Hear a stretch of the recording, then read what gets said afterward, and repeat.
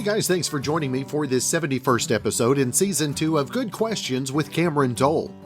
Special guests on this episode include actor Peter Hermann, the series Younger, now streaming on Paramount+. We'll also visit with Dr. Ian Smith, the host on The Doctors, talking about his new book, Fast Burn: The Power of Negative Energy Balance. We'll also visit with country singer Chris Kroeze. He's got a new radio single summer song, and he'll also preview his upcoming single, Tie a Knot, which will be available May 7th. Of course, if you would, please take the time to subscribe, comment, leave some feedback, check out the shop, and of course, share with your friends. Now, you never want to hear your mom say, "I'm not mad, I'm just disappointed." And you really don't want to hear her say that on Mother's Day, am I right? Well, there's a new survey that just asked moms what makes the most disappointed or annoyed on Mother's Day, which is coming up fast, by the way.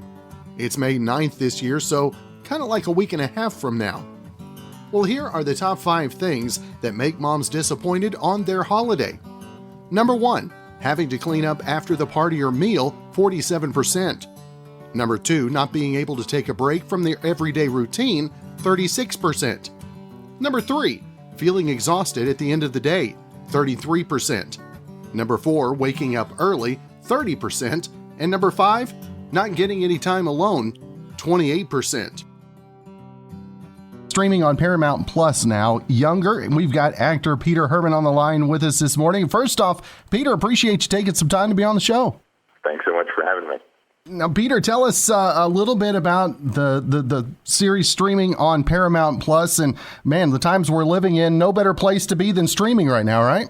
Boy, no better place to be than streaming. Amen. And so the Younger in a nutshell, I'll give you the quick synopsis. Is a woman named Liza Miller in her 40s after divorce. She has a child. She re-enters the workforce in the industry where she used to work in publishing, right? And she's being, in a very first episode, she's being interviewed by these two 22-year-olds who look at her like she's from Mars because she's 40. And so, and that night, she drowns her sorrows at a bar and gets mistaken for 26, for a woman in her mid-20s by a very, very handsome Brooklyn tattoo artist. And then Liza's friend says to her, "Listen, if he can make the mistake, anybody can make the mistake." So she, is, in a sense, reinvents herself and re-enters the job market / the world of millennials as a 26-year-old. And I, at the publishing company, play her boss, who falls head over heels in love with this uncannily wise and uncannily mature 26-year-old. And so the question is, how long can she keep up her lie? How long can she keep up these two? We have a slow burn love affair. The other one is quick and hot and heavy. And whether the young man is the right man for her, I hate saying this, but whether the older man, that's me, can't say it, is the right one for her. And our writers, headed up by Darren Star of Sex and the City, wrote 7 beautiful, complicated, very sexy, romantic, incredibly well-dressed, we had incredible wardrobe, incredibly well-dressed seasons out of that story. And we just came to an end, and we were just swimming in good writing and good friendships and really, really good story. And you talked, Peter, about streaming being the place to be now. And with your time that you've had in the industry, stage, screen, the small screen as well, I mean, would you have ever imagined, whenever you first started out, that people be watching your TV shows on their phone? Well, listen, I still marvel sometimes at the fact that I'm walking around with a little box that I can talk into and listen to and hear other people's voices, and that it's not connected by a wire to the wall. So, I'm so amazed at technology. And the incredible thing is with all of it, before it happens, you can't imagine it. And if someone says it to you, it sounds just absolutely silly. If somebody had said to me, "Yeah, people are going to watch your show on their phones," then you sort of think it's science fiction and it's cool. And back then, I'm still, I'm still, I'm still so dial-up in kind of every aspect of my life. But I think that the remarkable thing about streaming is that it really satisfies the modern, totally impatient mind, right? So the idea, I remember watching TV, and then you dutifully sat there every week and you watched your episode, and then you waited till the next one. You talked about it the next day. And now the great thing is, but especially for a show like ours, that really moves so quickly from one story point to the next. It's so great to be able to watch 3 episodes a night, 4 episodes a night. And the episodes are 24 minutes long, which is remarkable, with ad time. So you can really dig into these characters' lives in a really beautiful way, and not only get these little glimpses. The fans and the viewers, they can actually just live with us for a bit, which is great. And Peter, you talked about being technologically challenged. I understand that as well. We're of the same generation, so that's cool. But what is maybe the biggest technological advance you had to make in this last year? Oh boy, what a question! You know what? It was my kids doing remote school. And I have to say, they love it. I love it. I love having them around. I really do. And I think that it's, and with all due respect, and listen, I have, I'm not someone who, it's lovely. It's absolutely lovely for me to have them in the house. I know that there are so many situations where people say, "Are you kidding me? I'm juggling 2 jobs, and 3 kids, trying to get them through their online schooling." So I have so much respect for the way that people have made their way through the pandemic. And I have to say, though, that being said, I love being able to sit down for lunch with them during the day, that they're not in a cafeteria, and I'm actually able to supervise what they eat. So it's not just like a bagel and mac and cheese. I can have a little bit more input in their choices. But that's been a really positive adjustment. And then, trying not to look like a zombie on my Zoom calls. Everyone needs to get the lighting right, and I sit there like, I see myself like, oh my God, I look awful. So it's been an adjustment for all of us. Well, Peter, I understand that, and I just got one of those green screens at home for my Zoom calls and was asking my 16-year-old to come in and give me help, and we could never get any color in my face. She gave me the same thing, so I'm a zombie too on my Zoom calls. So we're in good company. What do you put on your background for the green screen? I have tried a million different things, from my podcast logo to just anything, and I still look like a zombie regardless. Okay, yeah, I haven't quite. So as soon as you figure it out, call me, because I can't quite do it. But that's it was interesting on Younger. There was a question about whether we incorporate the pandemic into the show, right? The writers' room. They asked, should we? Shouldn't we? And they decided that it was just too heavy a lift, right? With a tremendous loss of life, to incorporate that into a romantic comedy, they said, would have been just to be respectful in any way or realistic in any way would have been impossible. So we all look, you and I look like zombies on our Zoom calls, but man, oh man, it's a beautiful world there at our publishing office. That's right. And again, check out Younger, now streaming on Paramount Plus. And Peter, it's been great to have the chance to visit with you this morning, and hopefully we can catch up again real soon. All right. Thank you so much for having me, and all the best to you. Now see, this is what happens when people prioritize feeling good over looking good. And we've got to cut that out. Crocs has just reported that their sales were up 64% in the first 3 months of this year.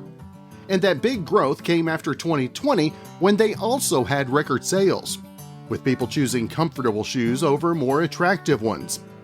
Now, Crocs is loving this new popularity, and not just because they're raking in cash. Now tons of other companies want to collaborate with them, so look out for, quote, interesting and buzzworthy crock mashups coming soon. And along with that, here's one of those sentences you never could have imagined would have come out of your mouth. According to the founder of the beauty website Violet Gray, quote, teeth have become the new boob job. What does that mean? Well, really nice, shiny, white teeth are more in fashion than ever, so people are dropping big bucks to make their teeth look great. Now, Americans spent $9 billion on oral care products last year, and a big reason is all of the video calling where our teeth are now on full display. Got a new book to talk about with Dr. Ian K. Smith, also the host of The Doctors, the book, The Fast Burn, The Power of Negative Energy Balance. And Dr. Ian, always great to visit with you, sir. Oh, thanks for having me. I always love talking to you. Now tell us, melt fat, drop pounds. I mean, you got me right there. Where? How do you bring this down to the average Joe, the regular average everyday American? Well, it's built for the everyday American. Fast Burn is a 9-week program. Every week on the program is completely different, so you don't get tired of doing the same thing. But also, it's made of regular, affordable food that's very accessible. You don't have to go to 5 different grocery stores. And it's good food. It's tasty food. The recipes in the back of the book range everything from steak, the tender-baked pork chops on page 273, all the way to pasta, to salads, to Moroccan sweet potatoes. So the recipes are built for everyday people who don't want to give up taste just because they're eating healthier. And here's the beauty of it. You know, I tested 2,000 people in my Facebook group before the book was published. The average weight loss is 15 to 17 pounds in 9 weeks. But beyond the weight loss, which is great, people are also dropping inches, particularly around the waistline, 6 inches, 8 inches, because what the book is doing is I'm flipping you into a negative energy state, which means that your body is going to be driven into your fat stores to use that for fuel. So you shrink the fat, you convert it into fuel, and your body uses that for energy. So this is for the everyday person. Now, it sounds all well and good, Ian, but is it really adaptable to everybody? Oh, my goodness. We have 9,000 people in our Facebook challenge, and people should join it. It's called Fast Burn Challenge. It's on Facebook. Check out 9,000 people doing it together. Yes, this is for people who are on a budget, people who don't belong to a gym, people who don't want to go to a gym because there's exercise in the book, a whole chapter of things you can do with visuals right at home. The food, like I said, is completely normal. There's pasta. There's pizza some days. There's salads. There's seafood. I mean, it is regular food. And what people love about the program is the ease of use. I decided I wanted to write a book that was from the standpoint of the user, not necessarily what doctors want you to hear, but what is the experience? People want to drink a little bit of alcohol. There's alcohol in the book. People don't want to give up all their bread. There's bread in the book. But I do it in a way so that it's healthy and you're still able to lose weight. And Dr. Ian, how much do you think the success of this package, also getting rid of the COVID-15 at least, sometimes the 30 this last year, right? Right, yeah, no, for sure. There are a lot of people, obviously, who've put on weight over the last year. Understandably, the world has been upside down. People have been stressed out. People have been medicating themselves with food. I get it. But now that we're kind of turning the corner here, people are getting out and about. This is a great time now to focus on yourself. And with Fast Burn, I do it in a way so that you're not doing anything extreme, by the way. This is a gradual process where you're losing the weight, you're keeping the weight off. But remember, no program is worthwhile if you can't stick to it. And so this is built so that people every day, all your meals are spelled out for you with plenty of options. So you can be a vegan, vegetarian, pescatarian, carnivore. It doesn't matter.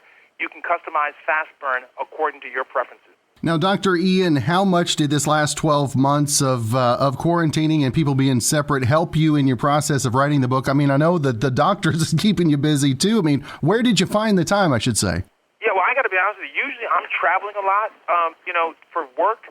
But, the positive side, the silver lining in the cloud of COVID was that I spent the vast majority of my time at home. I was able to write. I wrote 2 books during the pandemic, but able really to focus on what my work should be, what I want it to be. So for me, it was a very prolific time, and Fast Burn, this new book, is a result of that. Also listening to people's suggestions in my Facebook group and hearing them say, I'd like this, I don't want that, try this. So that feedback to me is what really is important because, once again, the book is not about me. It's about creating a program that will work for the everyday American. And Dr. Ian, how much do you have to pay attention to also the mentality, the emotions as you're going through a diet plan and eating and trying to make transformation in your life anyway? Well, I always say that weight loss starts in the mind. I mean, you can have the best plan in the world, you can have the best gym or trainer in the world, and if your mind is not in the right place, if you aren't ready to change, then that plan, that gym, that trainer is not going to be productive for you. So I tell people all the time, make sure you start when you're ready to start. And then when you're ready to start, then all of the resources that you have available to you, then they will be most productive, and you will start achieving the results you're looking for.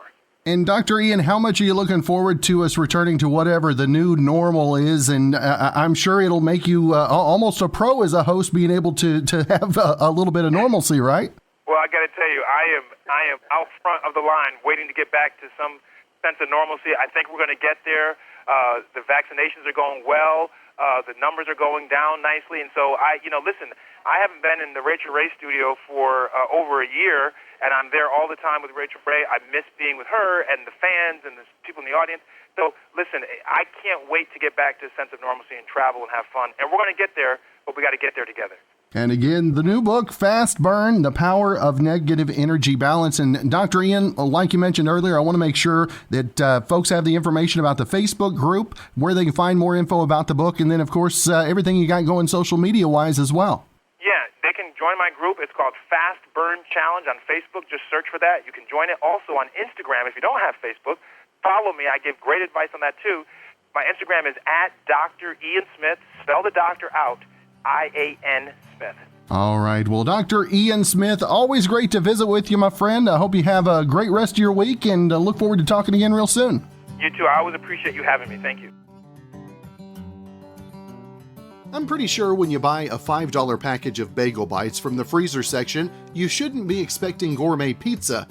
But this woman was.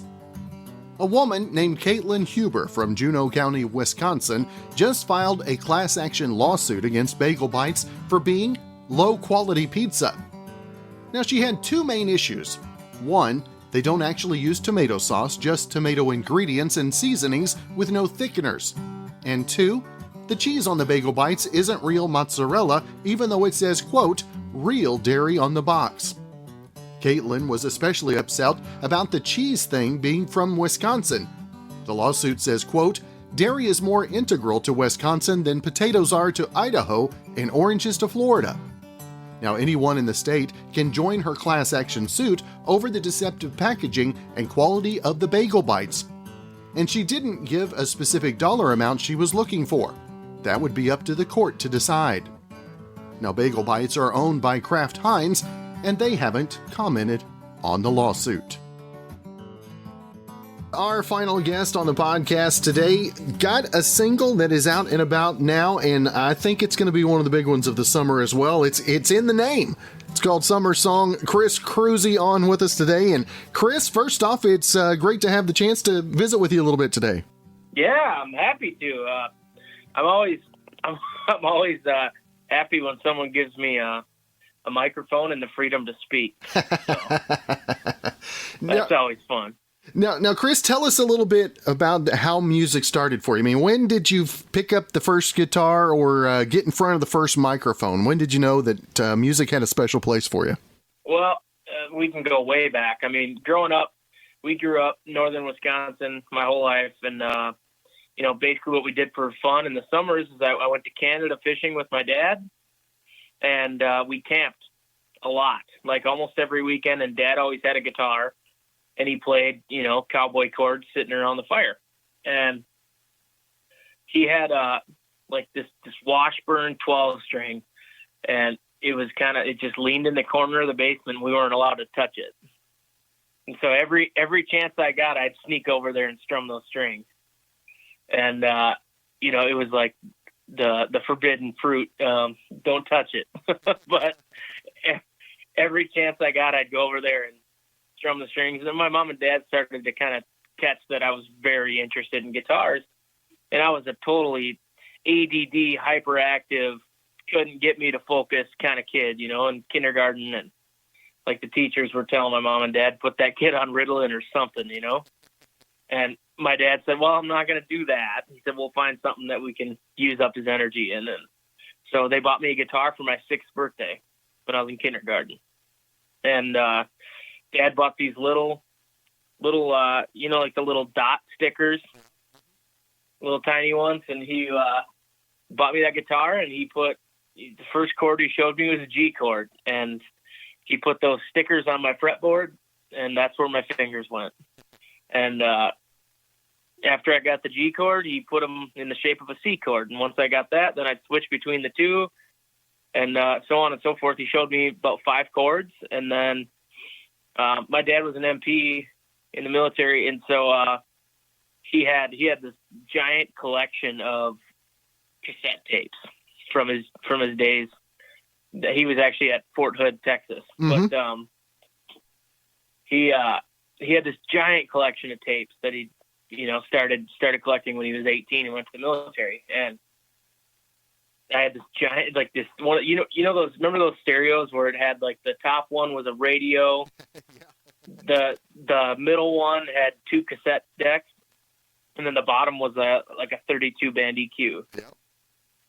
And I had one of those, and then I had these speaker cabs, like these boxes that my dad built and put speakers in. So they're just huge and way too loud, but I got to put that in my bedroom. And I had all these tapes, and he had a drawer, like a piece of furniture built for cassette tapes. I don't know if he still got it or not. I should find it. It'd be fun to have. But anyway, so in that drawer full of tapes, it was like, I mean, anything from like Hank Sr., Hank Jr., Merle Haggard, Willie Nelson, and then AC/DC and Guns N' Roses and Nazareth, Ted Nugent, and I mean, just all across the board, all kinds of music. And so Dad had showed me these 5 chords, and then I kind of figured out like bar chords, you know, where you could play them anywhere, and just started listening to those songs, and you know, that started to try and play along with them. I was obsessed with AC/DC, like obsessed. I mean, guitar heavy music was attractive to me because that's what I was learning was guitar. Yeah. So I started taking off with that, and I just had this little cheap, kind of crappy acoustic guitar that they had gotten me from, I think they got it from like Sears or something. And I played that for about a year. And I actually used to, it slept in my bed with me because I'd play it at night. And one morning I woke up and the bridge had popped off. And so I was like, oh, that's terrible. Can't play my guitar now. And so my dad had this other guitar that he took camping. It stayed in the camper all the time. And he said, well, I'll just go get the guitar out of the camper. You can keep that in your room for now. And I was like, sweet. And that was it looks just like a Gibson Hummingbird, but it's like a Japanese-made one. It just says Pan, P-A-N, on the headstock. And it's actually kind of a cool guitar. I still have it, but he let me play that one for a little bit. And then one day I got home from school, and there was a brand new guitar sitting in the house he picked up for me. And I've still got that one, too. It's like an Abilene or something it's called. I think it's like the knockoff version of a Martin. So yeah, I mean, I've been obsessed with it, and it was like the one thing that clicked in my brain. You know, I was a terrible student. I always had respect for my teachers and got along great with my teachers and all the authority and whatnot, but I was an awful student. They couldn't get me to do homework for nothing. Every time they'd go to parent-teacher conferences, and they'd both come up to me, are you all caught up? Like, are we going to be in for any surprises at conferences? And I was like, oh, yeah, it should be good. As far as I know, I'm good to go. They'd come back with like a 3-ring binder with 100 pages of homework I haven't done. And I'd give them the classic, what? How did that happen? I know I did that. What's that? You know you did that, right? Oh, yeah, absolutely. So I was that guy. But, yeah, the guitar was, something that made sense, and I was obsessed with it, and that's all I wanted to do. And yeah, so I mean, he showed me those first 5 chords, and then I learned the rest listening to all those cassette tapes. Yeah. Now the new single, the summer song, obviously as we get closer to the summer, I mean, when did this song come to you? Well, this song was pitched to me by a guy named Larry Fleet. Larry's killing it right now too. He's got some songs for sure on the Indicator chart. Yeah, he sent it to me, and it's just instantly, it's like, this is an anthem. I want to play this on a festival, whether it's my song or not, you know? It's a ton of fun. And especially, I think it was such a cool song for me because in Wisconsin here, like, summer is like sacred territory. All right. We've got 3 months of the year that don't suck.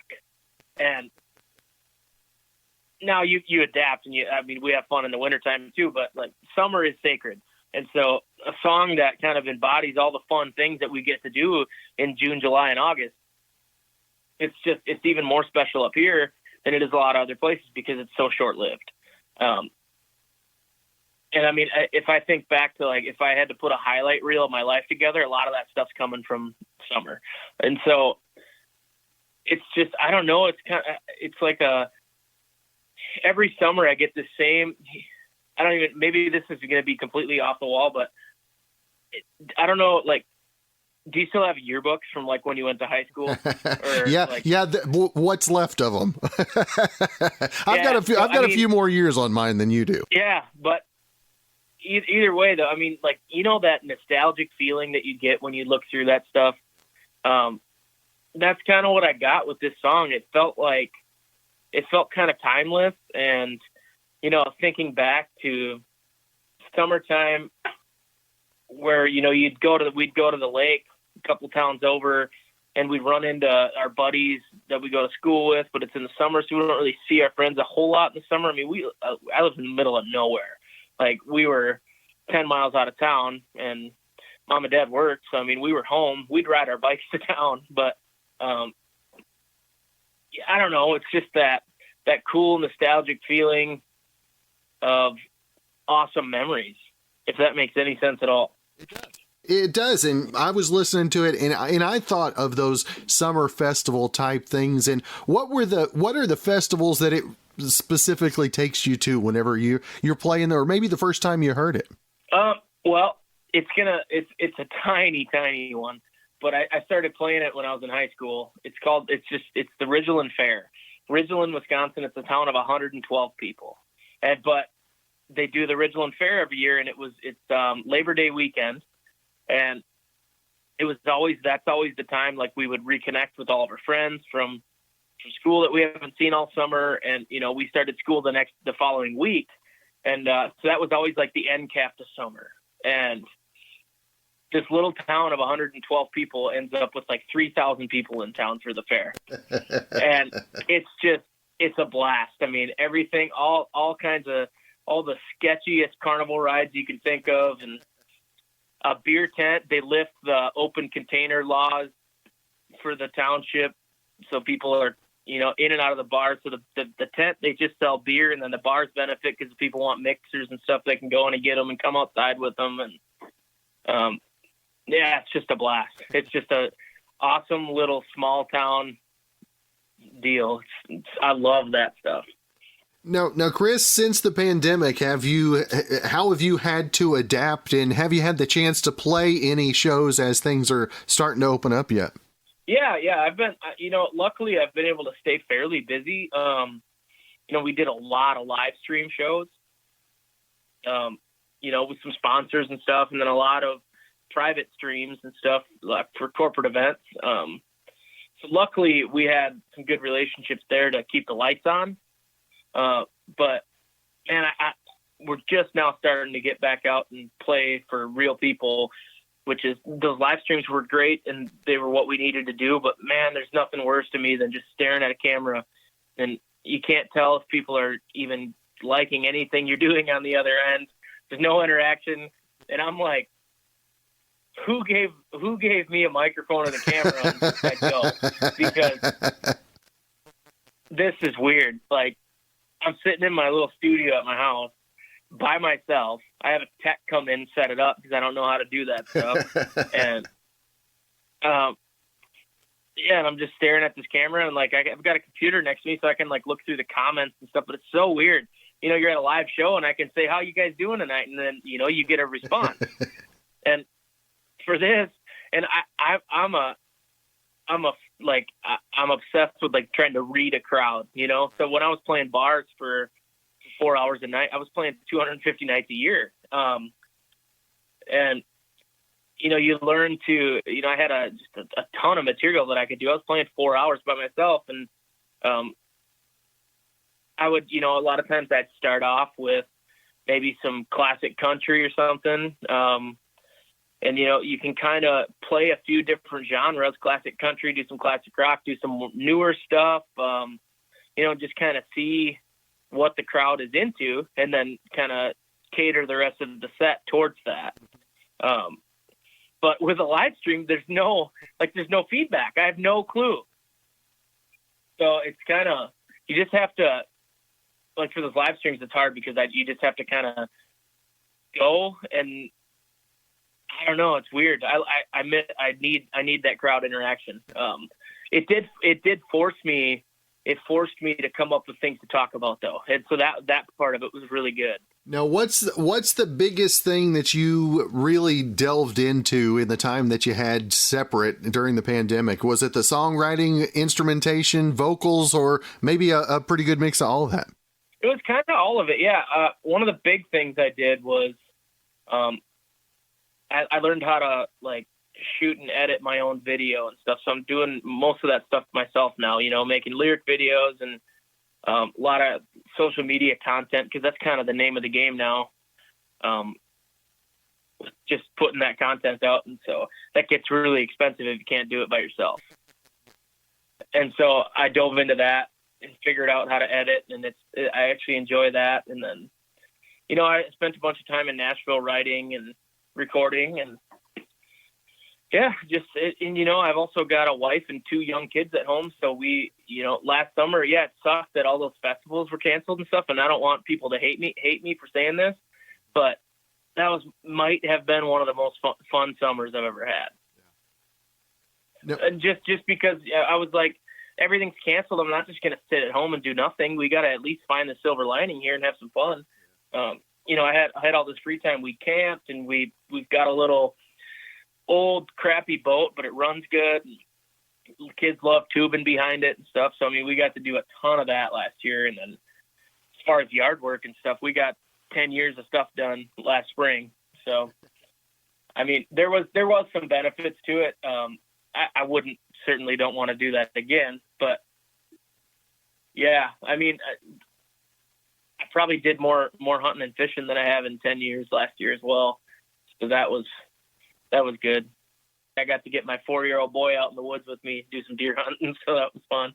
That's good stuff. Now, what do you think you learned most about yourself in this time? Because you've had so much time, obviously, to sit and really think and be with your own thoughts. What'd you learn about Chris Kroeze? I think one of the biggest things that I learned and took away from it is, I'm always focusing on like, what's the next step in this career that I've got going? What's this next level going to look like? What are the steps to get there? If I put a single out and it does a couple 100,000 streams on Spotify, and then I look at someone like Luke Combs, who's got 100 million streams, and it's like, I think a big thing for me was really sitting back and thinking about what the real important things are in my life. Obviously I want my music career to keep going and keep growing, but at the end of the day, any business that anyone's doing, I firmly believe that the whole point of business is to benefit your personal life. And so if my personal life suffers because of my business, obviously there's going to be some sacrifices, and that's okay. But if your personal life isn't truly benefiting from your business, then what's the point of it anyway?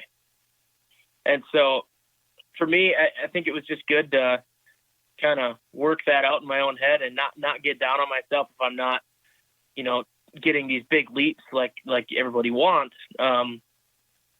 just, looking at all the positives. And I mean, I look back 5 years ago, I mean, my life is completely different than it was 5 years ago. And so, honestly, I can't complain with where I'm at. I want to keep growing and all that. But that might have been the biggest thing, was just, accepting where you're at in life. A lot of people are, me included, you're looking, you sit and envision your future, and it's this fictitious time frame when everything's perfect, and that's never happened. I mean, that fictitious time frame doesn't come. This is your life. So enjoy it, Now, Chris, I know that we talked before we came on about possibly playing something for us. I don't know what you had lined up. Maybe you wanted to do like an intro of something you were going to play for us today. Yeah. How about a single that's coming out to Spotify and Apple Music here on May 7th? This one, I'm really excited about this song. It's a total perfect fit for what this last year was. It's called Tie a Knot. And it's all about, digging your heels in, and finding every way that you can to survive during all this craziness, and keep the lights on. And, driving around small town Wisconsin here, there's a lot of little family owned bar and restaurants and stuff that have closed on the windows because they just couldn't survive. And, so the analogy is, if you're at the end of a rope, you're about to fall off, tie a knot, you have a better chance of holding on. So this one's about finding what it is to hold on and don't give up. Here it is, Tie a Knot.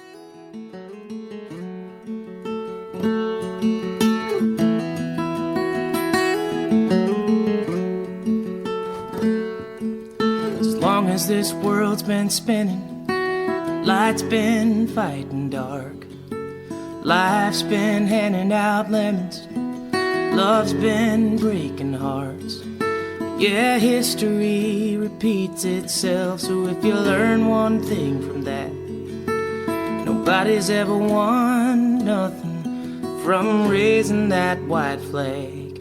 When you're rock bottom, give that devil hell. If you've got problems, gonna hurt to ask for help. If your back's against the wall, swing with everything you got. If you're at the end of the rope, tie a knot.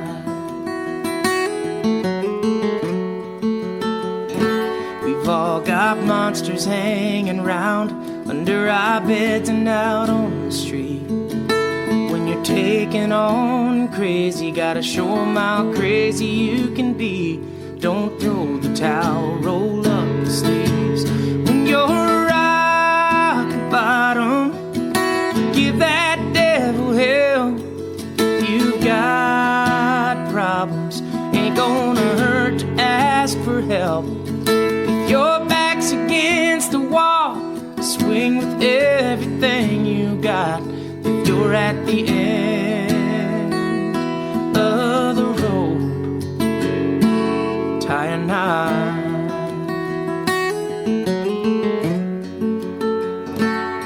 You're at the end of the line, the one hope if you feel like letting go. At the end of the line, the one hope if you feel like letting go. At the end of the line, the one hope if you feel like letting go. Tie a knot.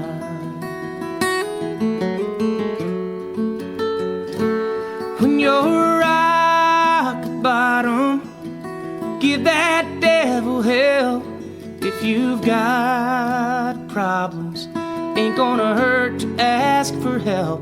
If your back's against the wall, swing with everything you got. If you're at the end of the rope, tie a knot.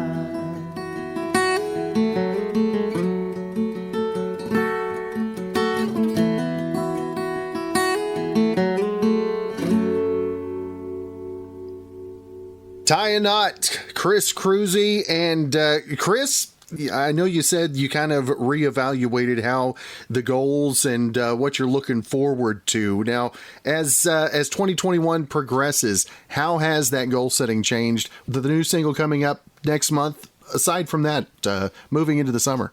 And this summer is looking phenomenal so far. I mean, I'm just clicking through my calendar here, and it's,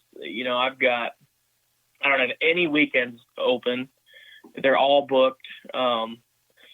It's going to be a ton of fun. Can't wait. And I'm super excited. Not next week, but the following. So May 10th, 11th, and 12th, I'm getting together with my band for the first time since January of 2020. Wow. And we're going to rehearse for 3 days and try and shake the rust off as good as we can.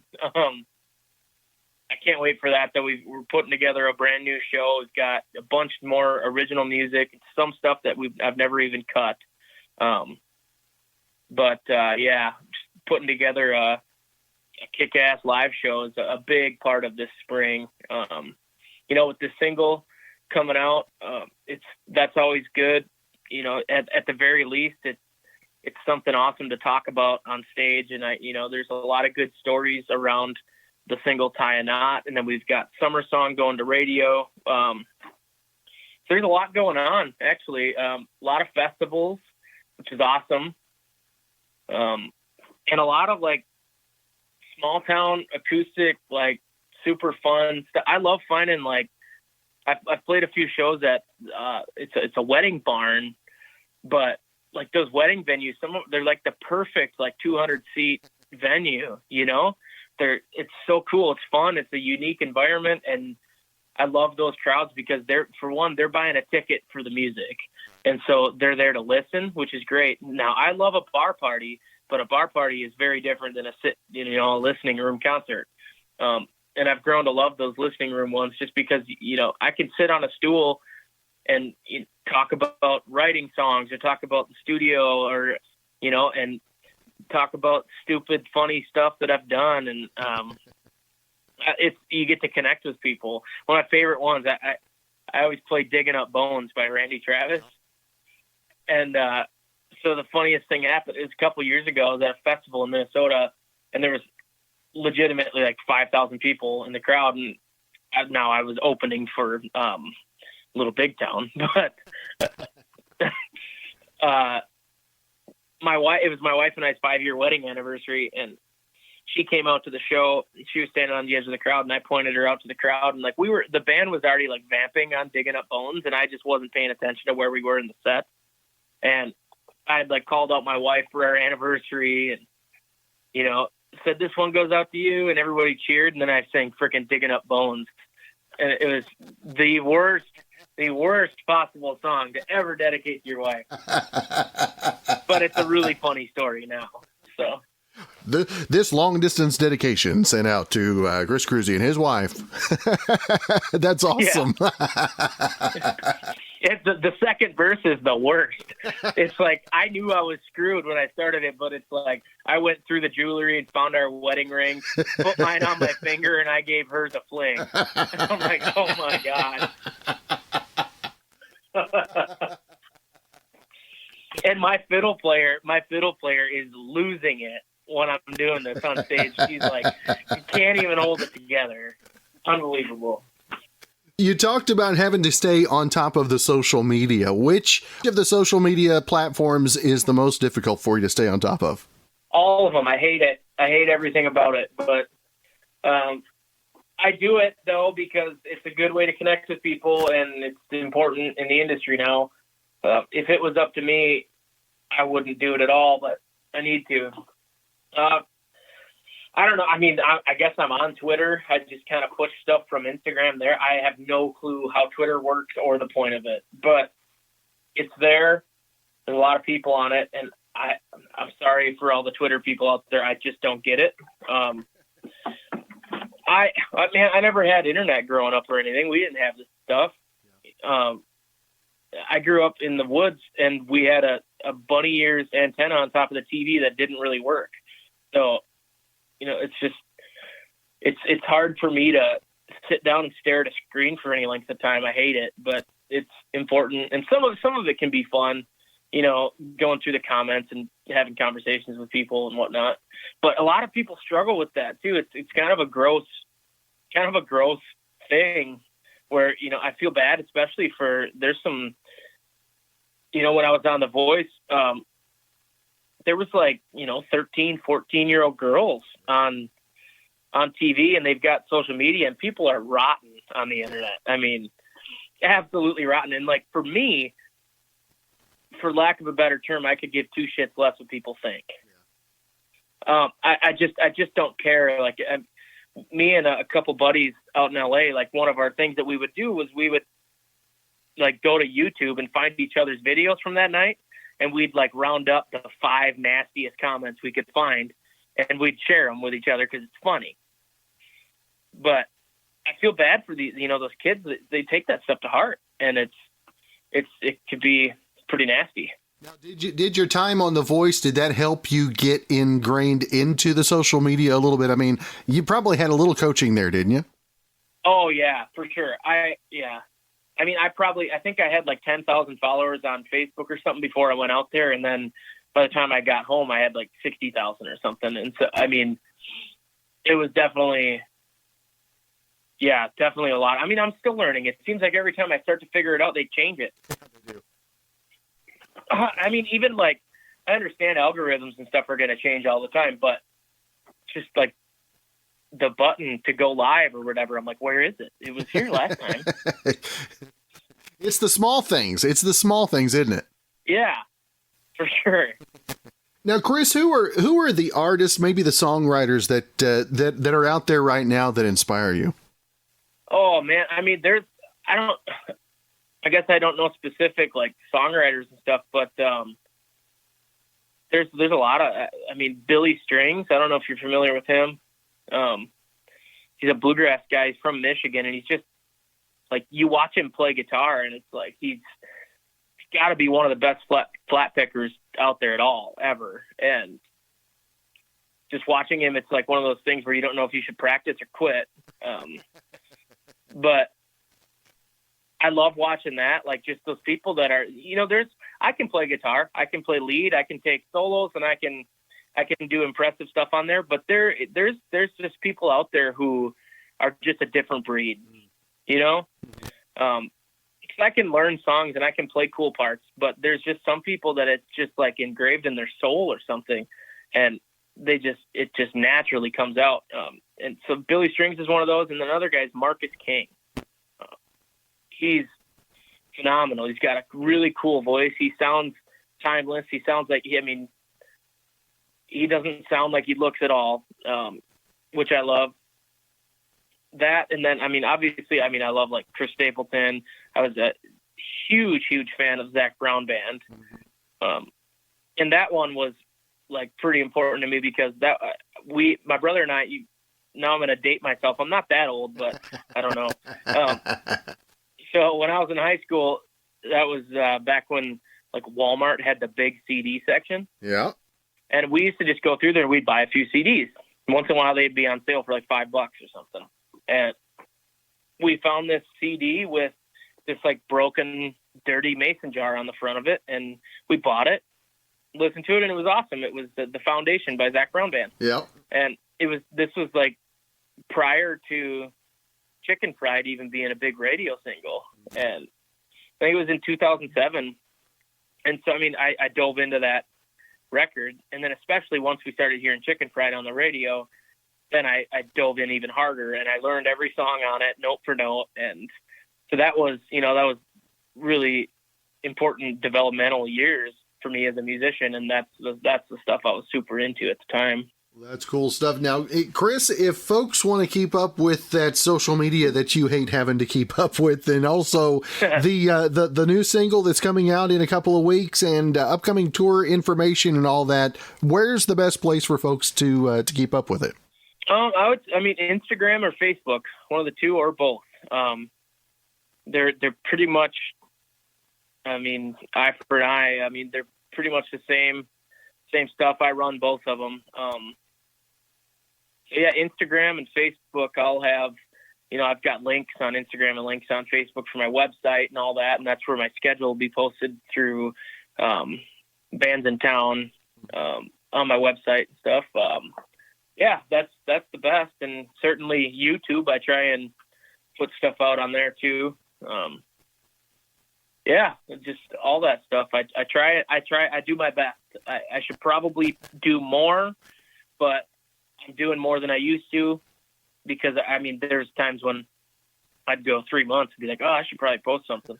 But that messes the algorithm up a little bit, Chris. Yeah, so I'm a little better about it now. But yeah, that'd be the places I would check out. All right. Well, Chris, it has been great to have the chance to spend some time with you today, brother. I truly appreciate your time, and hopefully, brother, as you open up and get some tour dates scheduled, we can get you up closer to us down here. Yeah, that'd be awesome. Appreciate you having me. Hopefully I'm not too much of a bumbling idiot, but if I am, I am. I own it. Well, thanks again for joining us for this 71st episode in Season 2 of Good Questions with Cameron Dole. If you ever have a comment, question, or anything else you'd like to know, just hit me up on the contact page at gqwithcam.com. You can also find me on the socials, Instagram, Twitter, and Facebook at GQWithCam. If you'd like to help out in the funding for this podcast, visit our merch store. There's hoodies, mugs, tumblers, shirts, stickers, and more. gqwithcam.com/shop. Also, if you'd like to make a one-time monetary donation to the podcast, you can go to buymeacoffee.com/GQWithCam. If you have a special guest idea, email me, gqwithcam@gmail.com. Thanks again to our good friend Brandon Allen for coming up with our theme music. We're going to let him play us out and hope you guys have a great rest of your Wednesday.